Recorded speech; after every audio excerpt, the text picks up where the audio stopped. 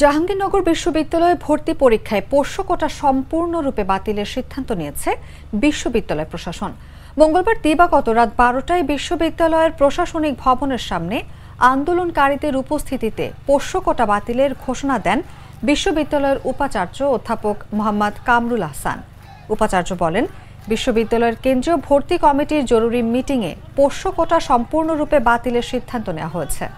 দাবি আদায়ের জন্য অব্যাহতভাবে গত এক সপ্তাহ ধরে শিক্ষার্থীরা বিভিন্নভাবে আমাদের কাছে আবেদন করেছে এবং বিভিন্ন পর্যায়ে আমরা এই সুবিধাটি বাতিল করার সাথে বিশ্ববিদ্যালয়ে অংশীজন অনেকের স্বার্থ জড়িত, সেই জন্য আমাদের আলোচনা করতে হয়েছে।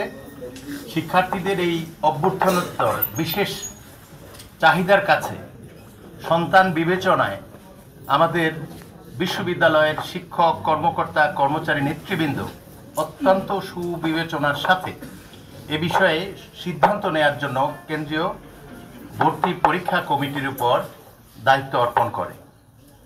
প্রশাসনের পক্ষ থেকে আমরা এই বক্তব্যগুলো সর্বস্তর থেকে কেন্দ্রীয় ভর্তি পরীক্ষা কমিটির জরুরি সভায় নিয়ে যাই এবং সভায় কেন্দ্রীয় ভর্তি পরীক্ষা কমিটির জরুরি সভায় পোষ্য কোটায় ভর্তি বাতিল করা হলো।